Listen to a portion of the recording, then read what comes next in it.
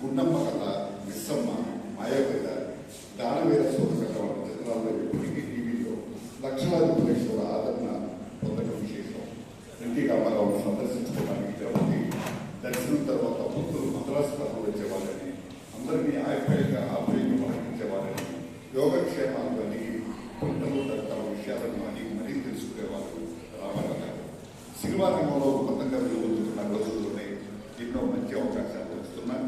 వాటన్నింటినీ వదులుకొని పేదలకు ఏదన్నా చేయాలని, ఆ తెలుగు జాతికి సేవ చేయాలన్న దృక్పథంతో ఆయనలో అందంగా ఉండేది. 60వ ఒడిలో ప్రవేశిస్తున్న తరుణంలో ఆయనకు ఎంతో ఆదాయం వస్తున్నా కానీ సినిమా రంగాన్ని వదులుకొని 1982 మార్చి 29న హైదరాబాద్లో తెలుగుదేశం పార్టీని స్థాపించారు.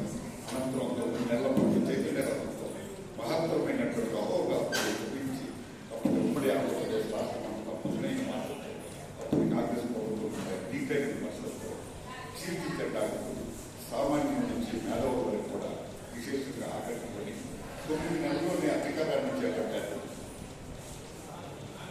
చరిత్ర సృష్టించారు.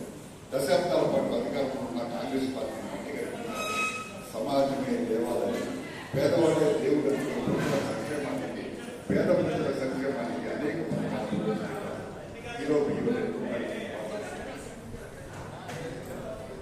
జనతా వస్త్రాలు, మద్యపాన నిషేధం, పటేల్ పంపాలి కోసం రద్దు చేసి ఆడపిల్లలకు ఆశలు సమానత్వం వంటి సంచలనాత్మక నిర్ణయాలు తీసుకున్నారు.